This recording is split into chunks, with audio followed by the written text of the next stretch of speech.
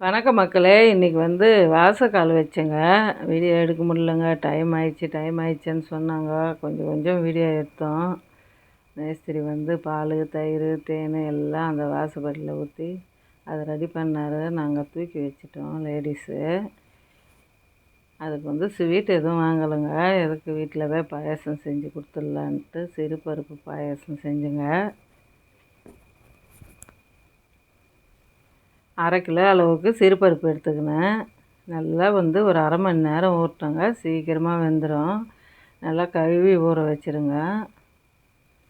அரிசி பருப்பு எது இருந்தாலும் கழுவி ஊற வச்சோம்னா நல்லது. தண்ணி கொதிச்சதே பருப்பு போட்டுக்கோங்க. பருப்பு போட்டு சிம்மில் வச்சு விட்டுடலாங்க. அது பாட்டுக்கு அது வந்துடும். வீட வச்சோம்னா அடுப்பாண்டியே நிற்கணும். வெல்லம் 3/4 கிலோ வெல்லம் எடுத்துக்கினேன். 1/2 கிலோ பாயசத்துக்கு தேங்காய் பால் வேறு ஊற்ற போகிறோம்ல, அது அதிகமாக தான் ஆகும். வெல்லம் அதிகமாக தான் எடுத்துக்கணும். தேங்காய் பால் ஒரு தேங்காவை உடச்சி பால் எடுத்துக்கணுங்க. இந்த வெல்லம் பால் காசி எடுத்துக்கினேன்.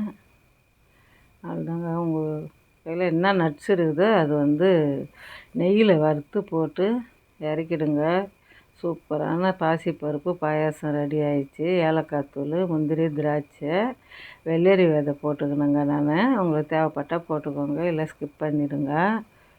இந்த வீடியோ பிடிச்சிருந்தால் லைக் பண்ணுங்கள், ஷேர் பண்ணுங்கள், கமெண்ட் பண்ணுங்கள், சப்ஸ்கிரைப் பண்ணுங்கள். பாயாசம் ரெடி ஆயிடுச்சுங்க.